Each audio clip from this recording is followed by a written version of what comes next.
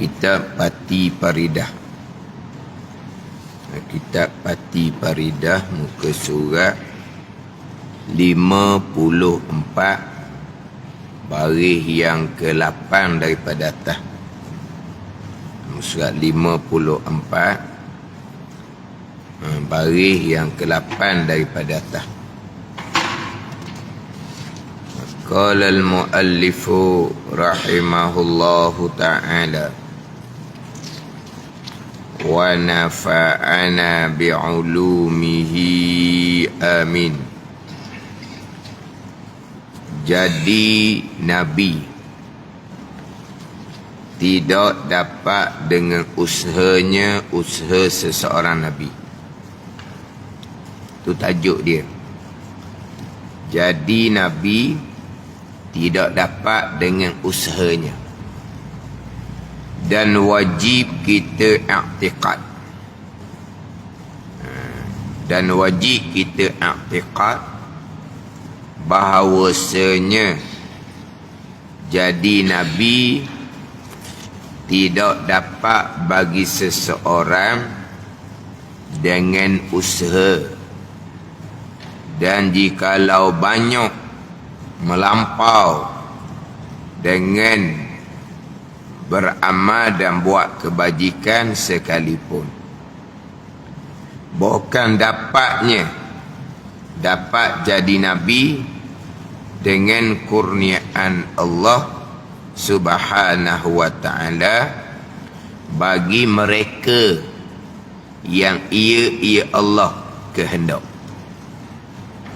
Dan wajib kita i'tiqad. Jadi ini masuk dalam mu'taqadah juga, simpulan iman. Wajib i'tiqad, masuk dalam pegangan bahawasanya jadi Nabi tidak dapat bagi seseorang dengan usaha. Dan jikalau banyak melampau dengan beramal dan buat kebajikan sekalipun, bukan dapat jadi Nabi dengan kurniaan Allah Subhanahu wa ta'ala, kurniaan bagi mereka yang ia Allah kehendak. Jadi nak jadi Nabi ni bukan dapat dengan usaha. Adapun nak jadi aulia, nak jadi wali, tu boleh dapat dengan usaha. Beramal, dengan usaha amal dia, dengan banyak melampaui dengan amal dan kebajikan dia, Allah angkat. Ini pangkat kewalian, pangkat wilayah, pangkat kewalian. Itu nak naik pangkat kewalian, itu boleh dapat dengan usaha. Adapun nak jadi Nabi, itu tak dapat dengan usaha. Ini di antara perkara yang wajib kita berpegang. Bukan kata seorang Nabi itu dia angkat pangkat menjadi Nabi selepas mereka berusaha dan berdoa kepada Allah. Berusaha dan berdoa kepada Allah supaya Allah angkatkan pangkatnya menjadi Nabi, menjadi Rasul. Tak dapat dengan usaha. Jikalau banyak melampau dengan beramal dan buat kebajikan sekalipun, bahkan dapat jadi Nabi dengan kurniaan Allah bagi mereka yang ia kehendak. Allah Ta'ala pilih pada azal seseorang akan menjadi Nabi. Allah Ta'ala pilih pada azal seseorang akan dikurniakan pangkat kerasulan. Pilihan Allah Subhanahu wa ta'ala. Allah Ta'ala pilih pada azal seseorang yang akan diberi pangkat nak jadi Nabi dan juga jadi Rasul.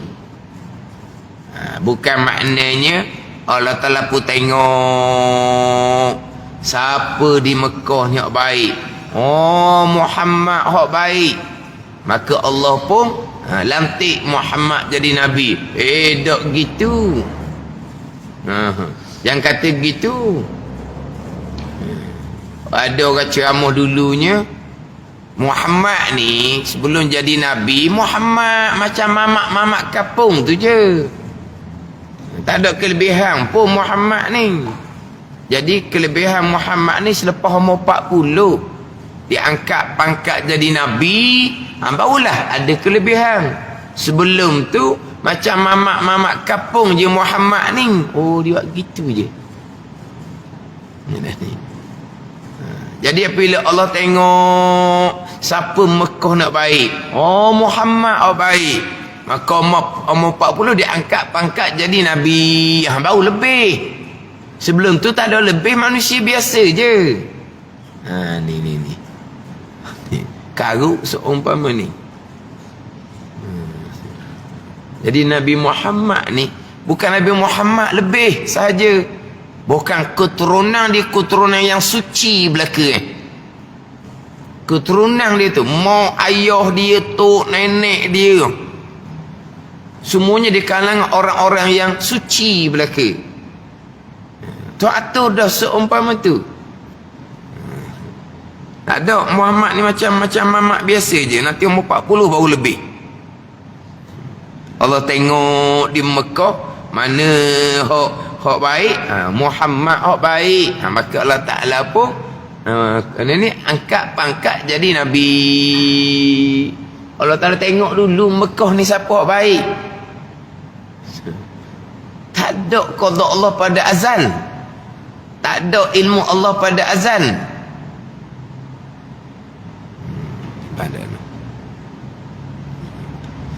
Allah telah pilih pada azal seseorang akan dilantik menjadi Nabi. Allah telah pilih pada azal, Allah kehendak pada azal dengan kurniaan Allah seseorang akan diangkat pangkat menjadi Rasul. Jadi seseorang jadi Nabi, seseorang jadi Rasul adalah pilihan Allah, kehendak Allah Subhanahu wa Ta'ala pada azal dengan kurniaan Allah. Dengan kurniaan.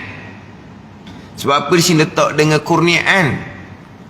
Sebab Mu'tazilah berpegang Allah lantik seseorang menjadi Nabi dan Rasul, itu kewajipan bagi Allah.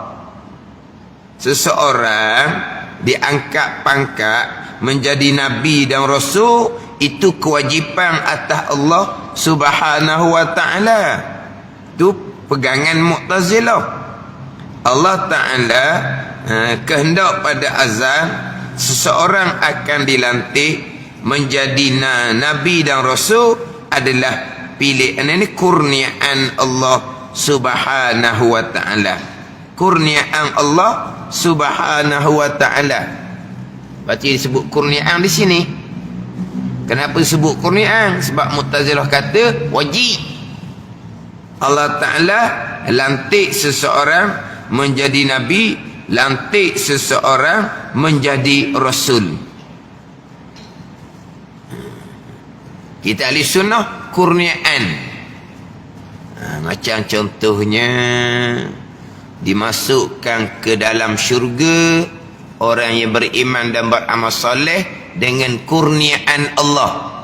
Kenapa sebut kurniaan? Sebab Mu'tazilah kata wajib.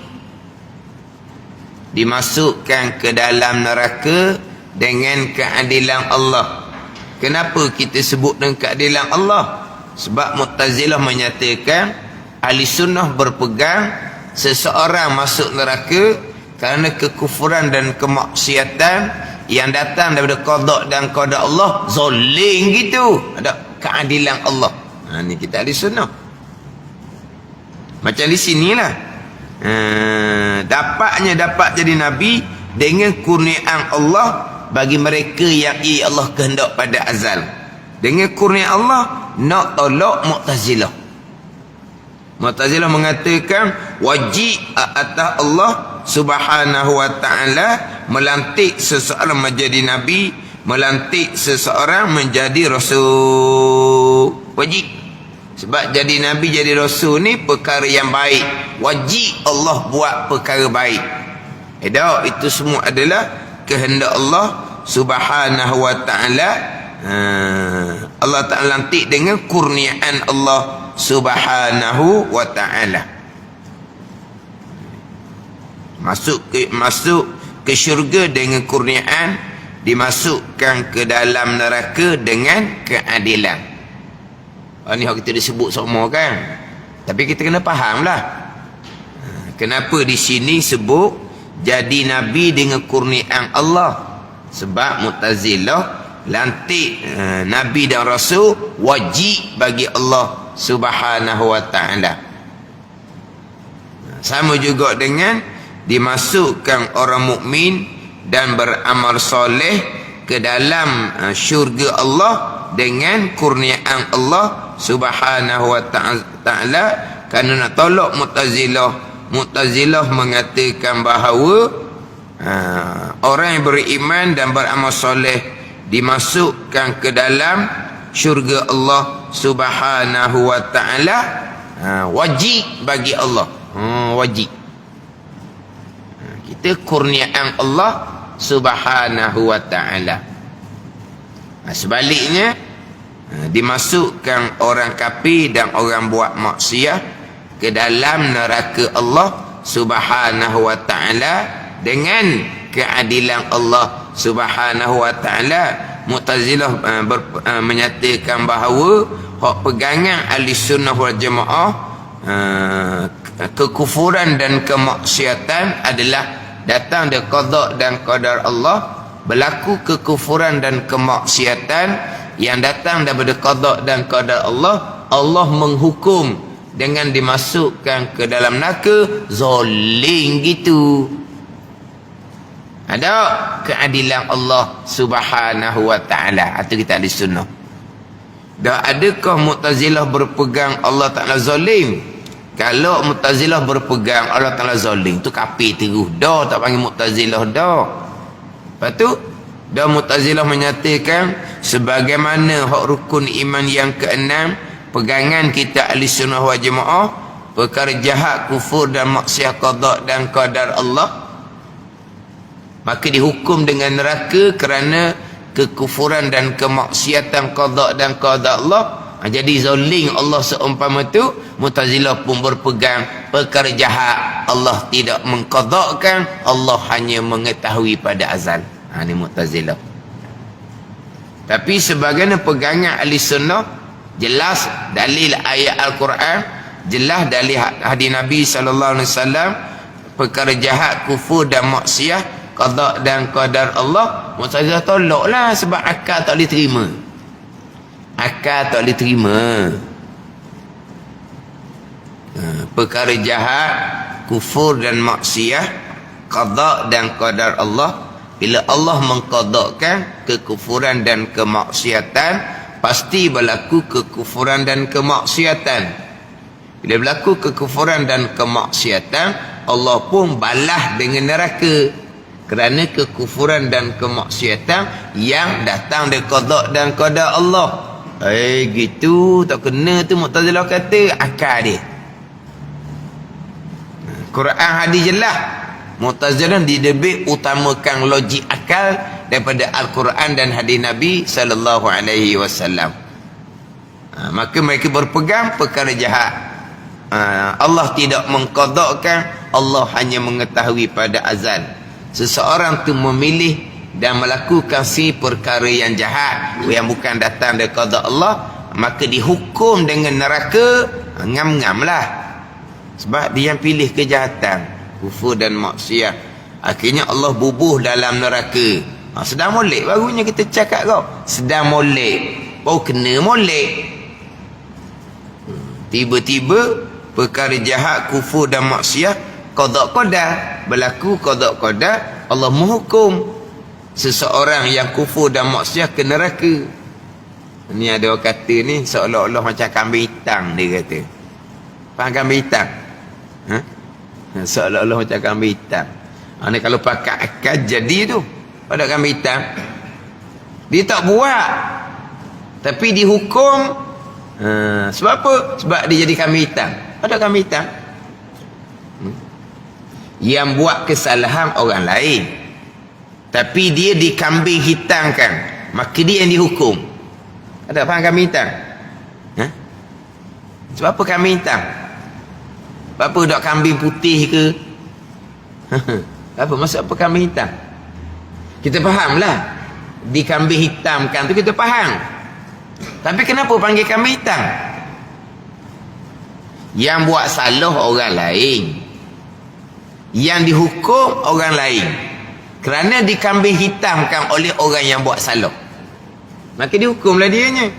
Jadi buat salah ke tak? Dia tak tahu menahu pun, tapi dia dihukum kerana kesalahan orang lain. Dia tu dikambing hitamkan. Faham tak? Kambing hitam. Tapi kenapa kambing hitam? Maksudnya apa? Jadi pilih kambing satu hal dah. Sebab apa dak lembu ke? Jadi kambing. Hitam pula. Kenapa hitam? Tak tahu dah. Jadi mana? Pepatah panggil dah. Jadi yang buat salah orang lain, yang dihukum orang lain. Jadi yang berlaku salah tu Tuhan belaka. Hakiki dia tak ada peranan pun. Allah yang qada-qadakan benda salah. Lepas tu Allah lagi hukum pula orang hok tak ada apa peranan ni. Tak kami hitam orang panggil. Oh, pakar kau akal kau. Oh, makan lalulah. Sekarang kita ahli sunnah, perkara jahat yang berlaku qada-qada. Allah telah mengqadakan pada azal. Allah kehendak, Allah menentu pada azal. Iradah, muafakah dengan ilmu. Kemudian di saat seseorang kufur, di saat seseorang buat maksiat, itu semua adalah perbuatan Allah Subhanahu wa ta'ala. Hati seseorang kufur dengan Allah, Allah yang buat. Hati seseorang kufur dengan Nabi, Allah yang buat. Gerak-geri seseorang melakukan maksiat, Allah yang buat. Seseorang tak ada apa peranan pun, tapi di hari akhirah seseorang ni akan dihukum. Itu seperti kami hitam tu. Macam mana? Kalau fikir gitu kok memang jadilah jawapan dia. Lepas tu ni tak boleh nak bahas-bahas. Tak boleh nak apa, korek-korek. Cuma kita berpegang segala perkara yang diqadakkan oleh Allah, ada hikmah dia belaka. Apa hikmahnya Allah qadarkan kekufuran dan kejahatan pada seseorang, dan Allah balas dengan api neraka? Apa hikmah dia? Hanya Allah yang mengetahui. Setakat tu je kitanya. Jangan duduk bahas-bahas, duduk korek-korek. Fa'amsiku, Nabi kata, tahan diri kamu daripada nak bahas-bahas, nak korek-korek bab qada dan qadar ni. Ada hak dia. Tahan diri kamu daripada membahas-bahaskan. Adapun menghuraikan untuk kita memahami, tu wajib, tu wajib. Kena bahas molek. Sekarang Allah mengqadakkan pada azal, tetapi kemudian Allah ubah balik qada Allah. Allah qadakkan pada azal, dia dapat bagai-bagai nikmat. Kerana kekufurannya Allah telah ubah, Allah telah tarik balik kenikmatan yang dikurniakan oleh Allah. Kenapa? Kerana dia kufur kepada Allah. Jadi pada azal Allah mengqadakkan nikmat kepada dia, kemudian Allah tarik balik nikmat tu kerana kekufuran dia. Macam mana Allah qada, patut Allah tarik balik? Macam mana Allah tarik balik akan qada Allah? Asal dia fikir tu kena faham pula situ.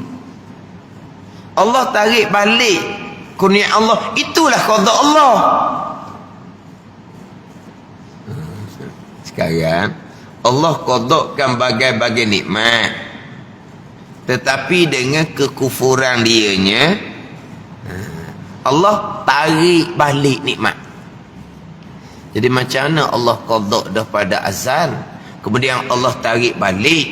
Jadi Allah tarik balik akan qadak Allah, seolah-olahnya Allah batal balik qadak Allah pada azal. Gitu ke? Jangan dia fikirlah, setakat tu sudahlah. Tu kena hurai.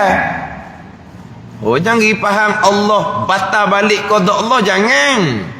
Kalau Allah batal balik qada Allah, guana ni sekali begitu sekali begini ni, mana letak ilmu Allah Subhanahu wa taala? Macam kita kan, kita memutuskan satu-satu perkara, kemudian kita batal balik. Kita memutuskan, kita beri apa-apa contoh pada anak kita, beri kenderaan. Tak jadi belajar dianya apabila ada kenderaan, kita pun tarik balik. Sebab begitu? Sebab tak sangka, sebab kita jahil. Kita dah tahu perkara akan datang jadi macam mana. Bila beri kenderaan untuk memudahkan, tiba-tiba jadi karut lepas ada kenderaan, kita pun tarik balik. Tarik balik pemberian. Sebab apa? Kita tak tahu apa yang berlaku akan berlaku seumpama tu, kerana kita jahil. Jadi kalau Allah qadakan nikmat, Allah batal balik qada Allah, di mana letak ilmu Allah? Oh, ni tak kenal Tuhan gini, dia buat Tuhan macam dia. Dah Allah tarik balik ya. Itulah qada Allah pada azal. Itu qada Allah pada azal. Bukan kata pada azal Allah qadakan nikmat sampai ke sudahlah. Sampai ke sudah dapat nikmat. Tengok-tengok dia kufur, Allah pun kena cancel balik, kena batal balik, kena ubah balik qada Allah. Ilmu Allah duduk di mana? Allah nak cancel balik, nak batal balik qada Allah ni dengan apa? Dengan kejahatan yang dilakukan. Dah kejahatan tu mari mana? Qada-qada kan? Jadi Allah tarik balik, itulah qada-qada Allah pada azal. Bukan Allah batal akan qada Allah. Jadi seolah-olah batal akan qada Allah. Dekat tu sudahlah. Kena ambil faham molek, kena bahas molek. Kena ambil faham molek situ. Jadi seolah-olahnya Allah cancel balik, batal balik qada Allah, Allah ubah balik. Di mana letak ilmu Allah Subhanahu wa taala? Ni kena cermat ni. Ini berkaitan dengan permulaan agama mengenal Allah Subhanahu wa taala. Hak Nabi larang duk bahas-bahas, kenapa begini? Kenapa begini? Jangan. Adapun membahaskan, memperhalusi untuk kita memahami qada dan qadar tu wajib fardu ain tu. Tak lepas itu, tak lepas bab permulaan agama mengenal Allah Subhanahu wa taala, amal ibadah tidak akan diterima oleh Allah Subhanahu wa taala. Jadi setakat tu jelah kitanya. Jadi kejahatan Allah qada-qadarkan. Ada hikmah. Apa hikmah dia? Allah yang mengetahui. Kemudian Allah pun bubuh dalam neraka kerana kekufuran dan kemaksiatan yang hakikinya qada dan qadar Allah. Seseorang hamba tidak ada satu peranan walaupun sebesar zarrah. Kenapa? Jangan ada soal. La yus'alu amma yaf'alu wa hum yus'alun. Jangan ditanya pekerjaan Allah, kita semua akan ditanya pada hari akhir. Setakat tu je. Dan di kursi Allah Ta'ala berfirman, ana khalaqtu khair wa syar. Akulah yang menjadikan perkara baik, aku yang menjadikan perkara jahat pada seseorang. Fatuba liman qaddartu alaihi khair. Maka bertuahlah bagi sesiapa yang aku takdirkan atasnya kebaikan. Tuhan kata, wa wailun liman qaddartu alaihi syar. Celakalah dan celakalah atas seseorang yang aku takdirkan kejahatan atasnya. Itu je lah. Allah takdirkan kita di kalangan orang beriman dan beramal soleh, bertuah. Allah takdirkan seseorang tu lahir daripada keluarga yang kufur, Allah takdirkan dia kufur sampai ke mati, celakalah dianya. Kenapa? Pasal dosa Allah. Tak kata sudahlah, alhamdulillah lah kitanya. Kita dilahirkan daripada ibu bapa Islam. Ada kita minta? Tak ada kita minta. Kita dilahirkan daripada ibu bapa Islam. Kerana Allah Ta'ala takdirkan kepada kita yang beriman, belajar, wa amal sekadar-sekadar. Alhamdulillah. Itu je lah. Lepas tu yang lain tu bukan urusan kita. Itu pekerjaan Allah Subhanahu wa ta'ala. Cuma ni sebuah syariah, kita usahakan kebaikan, kita dakwahkan kebaikan, kita suruh kepada kebaikan. Itu usaha kita pada zahir syariah, perintah seumpama tu. Tapi hakikinya, kalau Tuhan kehendak kebaikan, kebaikanlah. Ini seseorang, Tuhan kehendak kejahatan, kejahatanlah seseorang. Itu pegangan kita. Syariat kena jagalah. Kebaikan kita wajib kena suruh, kejahatan kita wajib kena cegah. Kita pun suruh kebaikan. Siapa kesudah tidak dianya pilih kebaikan, kita cegah kejahatan. Siapa kesudah tak tinggal-tinggal di kejahatan, kita diperintah. Ini Mu'tazilah kata macam bermain-main. Dia kata tak logik. Tak logik. Tak logik macam mana? Tuhan perintah kita suruh benda makruf, tapi Tuhan takdirkan orang yang kita suruh benda makruf tu sampai sudah tidak turut. Tuhan perintah kita cegah mungkar, kita pun cegah mungkar. Tiba-tiba Allah takdirkan pada azal, orang yang kita cegah benda mungkar tu Allah takdir daripada azal, dia mungkar sampai ke mati. Jadi macam main pula kita ni. Okey, kamu disuruh makruf, okey, kamu cegah mungkar, tapi Allah tak ada takdir dah. Makruf yang kita suruh tu, orang tu sampai ke sudah takkan turut. Mungkar yang kita diperintah Allah supaya cegah, Allah takdir daripada azal. Mungkar tu tidak akan tinggal pas sudah. Jadi Allah perintah kita jadi benda main-main. Oh, ni Mu'tazilah. Apa ada ni? Gua ni.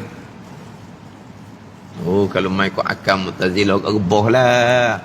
Sebab tu sekarang ni terkadang orang aliran agama pun boleh rebah ni. Sebab apa? Sebab nak mantap akidah ahli sunnah jemaah, jadi dia banyak pakai logik akal.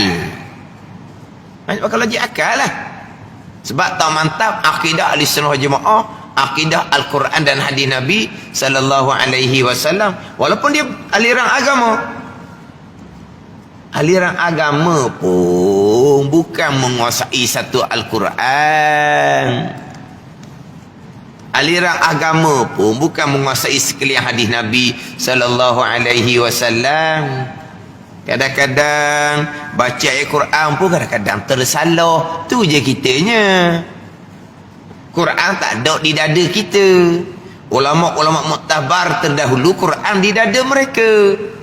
Mereka hafaz Al-Quran daripada budak. Al-Quran di dada mereka, bukan Al-Quran bacaan.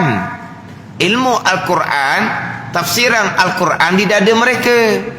Masa kita sekarang ni pula Al-Quran di dada, hanya bacaan Quran di dada, ilmu Quran tak ada di dada. Gitu pula masa kita sekarang.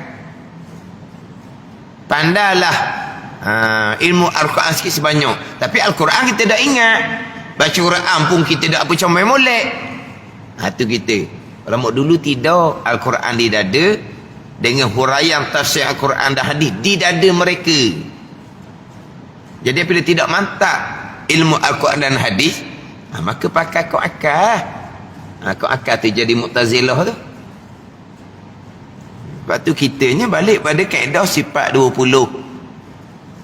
Aliran agama sekalipun, kemampuan menguasai Al-Quran hadis cukup jauh nak banding dengan ulama-ulama muktabar terdahulu, yang mana mereka hanyalah kembali pada Al-Quran dan hadis Nabi sallallahu alaihi wasallam. Sekarang ni kan kita kembali pada Al-Quran, kita kembali pada Al-Quran bunyi mani, tapi yang show tu sendiri pun terkadang tidak berpegang dengan akidah Al-Quranul Karim, berpegang dengan akidah Mu'tazilah kerana berdasar kepada logik akal. Satu banyak sekarang ni kejahatan bukan ketentuan Allah, Allah hanya mengetahui. Tu apa? Tu pakai logik akal. Allah perintah kita suruh makruf, Allah wajibkan kita cegah mungkar. Tapi makruf tu Allah tidak takdirkan dia buat, mungkar Allah tak takdirkan dia tinggal, tapi Allah tetap suruh kita pergi suruh makruf. Main gitu. Ni akal Mu'tazilah.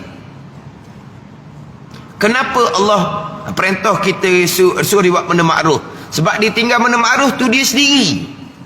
Lepas tu Allah perintah kita, semayang kamu, jangan dok semayang. Sebab apa? Sebab sebelum tidak semayang, dia pilih sendiri. Lepas tu kita diwajibkan suruh dia semayang. Ada ni. Dia dedah aurah, dia pilih sendiri. Lepas tu kita diperintah supaya cegah daripada benda mungkar, dedah aurah. Sebab dedah aurah tu hak dia sendiri. Yang lepas tu Tuhan wajibkan kita cegah mungkar. Kan gitu senang dengan akal Mu'tazilah kan. Allah perintah kita suruh makruf kerana dia tak semayang. Tapi tak semayang dia Allah yang qada qadarkan. Lepas tu Allah perintah kita suruh semayang apa? Sebab tak semayang dia qada qadar. Ni Mu'tazilah. Tak makan. Rebahlah jawapan dia kita. Dia dedah aurah, dia buat maksiat, Allah perintah kita pergi cegah perkara yang Allah qadakan. Jadi apa gitu? Allah perintah kita cegah benda mungkar kerana mungkar tu bukan Allah yang qadakan. Lepas tu Allah wajibkan kita pergi cegah. Baru ngam-ngam dengan akal. Kerana kadang-kadang buat pandai macam manusia kan. Kalau kita yang tentukan, kita yang tetapkan dibuat satu pekerjaan. Kita panggil orang lain pula, kamu pergi sekat dia tu, dia buat kerja tu. Dah buat kerja tu, pandai-pandai dia. Tak, saya yang tentukan, saya yang kendak dia buat kerja tu. Tapi saya nak suruh awak pergi cegah. Kamu tengok pening, dia yang tentukan kerja tu, dia yang tetapkan kerja tu. Dia panggil orang lain pula pergi cegah, suruh hentikan. Tengok atas bawah tu rasa sama kita. Ni kita bicara mengenal Allah Subhanahu wa ta'ala ni.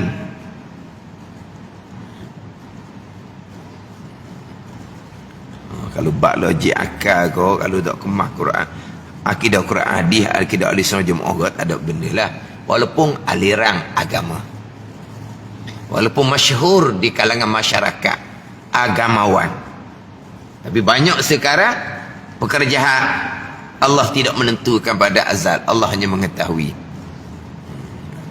Jadi sunnah tak? Allah yang qada qadarkan perkara jahat dengan keadilan Allah masukkan ke dalam neraka kerana kejahatan dia yang datang dari qada dan qadar Allah dengan keadilan Allah. Sebab apa? Hak dia belaka. Mana dia nak tak mana bong? Allah nak qadakan kebaikan, bubur syurga, kurniaan. Allah nak qadakan kejahatan, bubur neraka dengan keadilan. Ini kita ahli sunnah.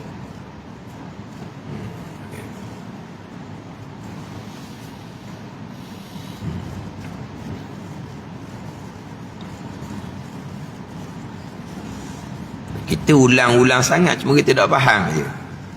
Dimasukkan ke dalam syurga dengan keadilan Allah, dimasukkan ke syurga dengan kurniaan Allah, dan dimasukkan ke dalam neraka dengan keadilan Allah. Kedua-dua nak tolak Mu'tazilah. Dimasukkan ke syurga wajib bagi Allah,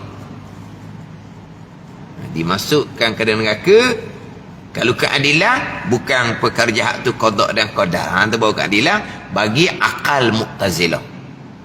Sama juga dengan dilantik seseorang menjadi rasul, menjadi nabi dan rasul, kurniaan Allah Ta'ala. Mu'tazilah tak, kewajipan bagi Allah Subhanahu wa ta'ala. Wajib Allah lantik seseorang menjadi nabi, wajib Allah lantik seseorang menjadi rasul. Ada dengan kurniaan Allah bagi mereka yang ia kehendak. Jadi rasul bukan dapat dengan usaha. Nak jadi aulia, nak jadi wali, boleh dapat dengan usaha. Beza tak di situ? Jadi nabi bukan dengan usaha.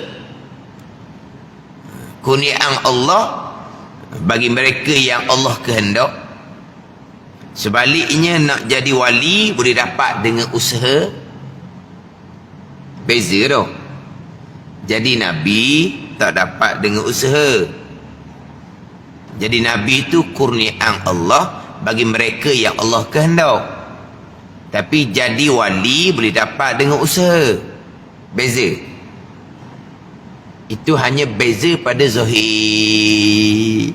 Hakikinya jadi nabi ke, jadi wali ke, kurniaan Allah, kehendak Allah. Kan ada beza. Nak jadi nabi tak dapat dengan usaha, kurniaan Allah bagi mereka yang Allah kehendak. Nak jadi wali boleh dapat dengan usaha. Buat amal, banyak melampaui dengan beramal dan buat kebajikan, akhir jadi wali. Dengan usaha dia jadi wali. Jadi wali dia pun kurniaan Allah Ta'ala juga, bagi mereka yang Allah kehendak pada azal juga. Balik pada hakiki sama je. Jadi nabi ke, jadi wali ke, kurniaan Allah bagi mereka yang Allah kehendak. Ke wali wa amma ni bukan kehendak Allah, pandai-pandai dia.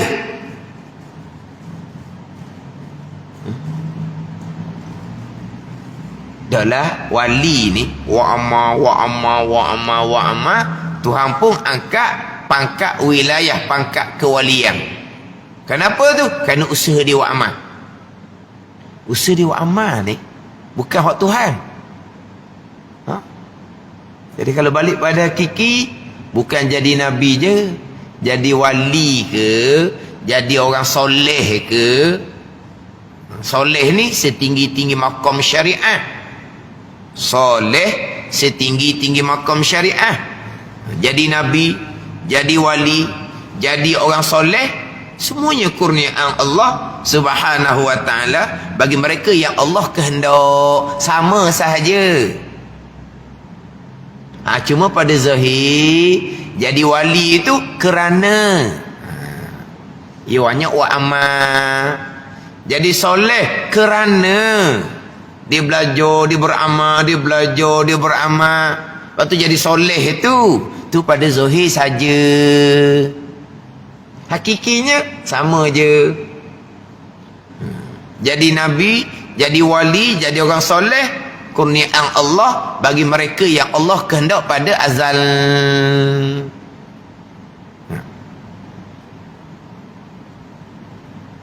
Mana?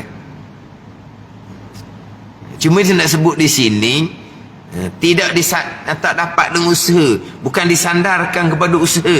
Jadi nabi seseorang ni pilihan Allah semata-mata. Jadi wali disandarkan kepada usaha, tapi hakikinya usaha dia buat Tuhan juga. Tak ada usaha dianya. Usaha pada zahir je. Hakiki hak Tuhan belaka sama je.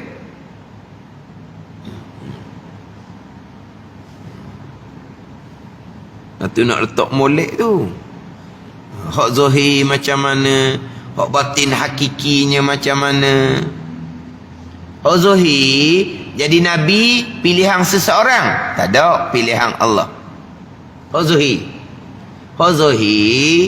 jadi nabi pilihan seseorang, tidak ada pilihan Allah. Jadi wali, jadi soleh, pilihan seseorang. Dia memilih dengan wa amma naik makam wali, naik makam soleh. Dia yang pilih. Tapi pilih hanya pada zahir. Pada batin hakiki sama sahaja. Kesemuanya daripada Allah. Kita ni majbur, tidak ada apa-apa pun, dikerasi oleh Allah. Ini kena ingat ni. Pada kitab tauhid, mukhtaran zahira, majburan batina ni. Ada orang tolak ni. Pada kitab tauhid ni, mukhtaran zahira, majburan batina. Ada orang tolak. Kita ahli sunnah.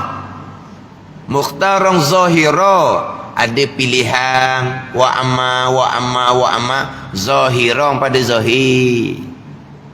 Majburan batina. Nak jadi nabi tak ada pilihan pada zahir. Nak jadi wali, jadi soleh, pilihan pada zahir.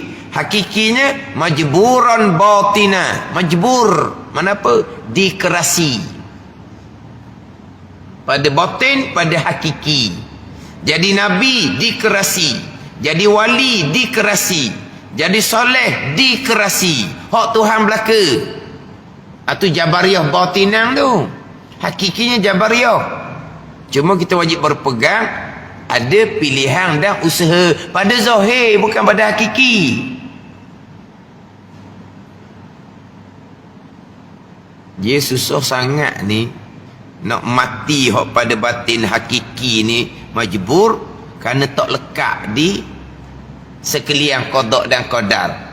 Tak lekat di keesaan Allah pada perbuatan. Dia tak lekat akidah ni. Apabila sekalian qada dan qadar, dah kita majburlah, dikerasilah. Gerak dia yang kita tu hak Tuhan buat, tak ada kitanya. Sebab apa? Dah sekalian qada qadar, hak Tuhan belaka, lagi ke mana lagi? Sekalian qada qadar, gerak dia yang kita ni bukan qada qadar kita sendiri. Dah sekalian nak letak mana sekalian?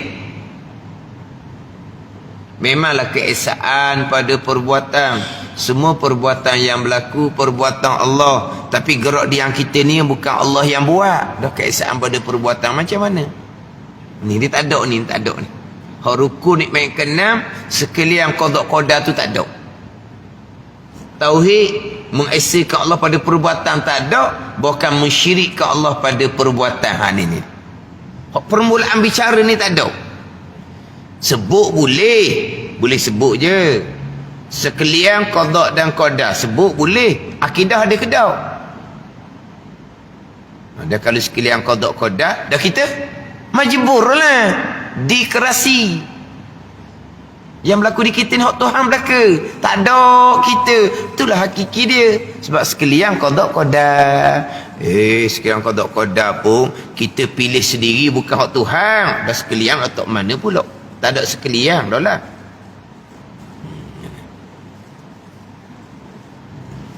Mana boleh sebut, tapi tak faham, tak pegang. Hakikinya majbur, hak Tuhan belaka. Tapi wajib berpegang. Hamba ada pilihan pada zahir, walaupun hakikinya tak ada.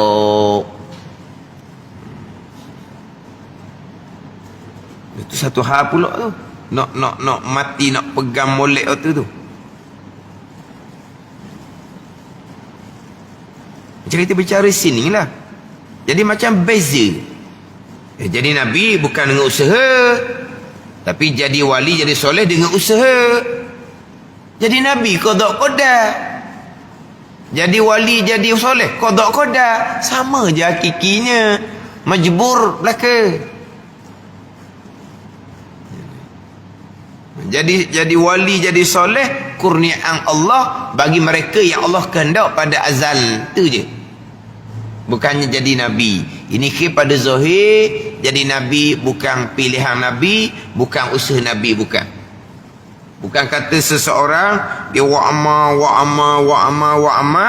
banyak amal dia, lepas tu minta pada Allah, ya Allah angkatlah pangkat jadi Nabi. Ada tak dapat ke jalan tu? Allah telah kehendak pada azal. Dia wa amma dimohon kepada Allah, biar Allah ni angkat dia kepada maqam muqarrabin, hampir hati dengan Allah. Dia mohon-mohon, Allah pun kurnia. Kerana dia wa amma, kerana doa dia yang sebenar, Allah pun beri maqam muqarrabin, hampir hati dengan Allah. Kerana usaha amal dia, kerana doa dia. Usaha amal dia, doa tu zahir je. Hakikinya hak Tuhan belaka. Nanti kata balik pada hakiki, sama sahaja. Sekalian qada qadar, jadi Nabi ke, jadi wali ke, jadi soleh ke, qada qadar. Jadi baik ke, jadi jahat ke, qada qadar. Itu.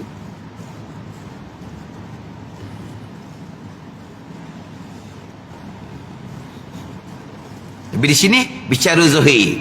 Jadi Nabi dah tak dapat dengan usaha. Kurniaan Allah bagi mereka yang Allah kehendak pada azal. Ini kita wajib berpegang.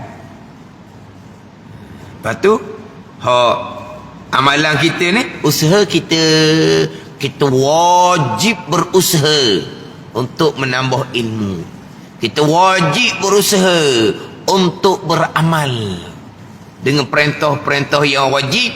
Kita wajib berusaha untuk memelihara diri daripada larangan-larangan Allah Subhanahu wa ta'ala. Wajib kita usaha. Wajib kita pilih jalan baik.